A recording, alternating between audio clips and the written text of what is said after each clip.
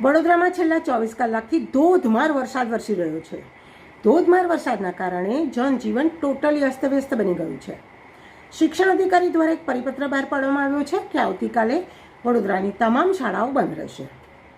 વડોદરા શહેરની જીવાદોરી સમાન ગણાતું આજવા સરોવર અને વડોદરા શહેરની મધ્યમાંથી પસાર થતી વિશ્વામિત્રીની સપાટી ગંભીર રૂપે આગળ વધી રહી છે. ઘણા બધા ઘરનાળા પણ બંધ કરી દેવામાં આવ્યા છે.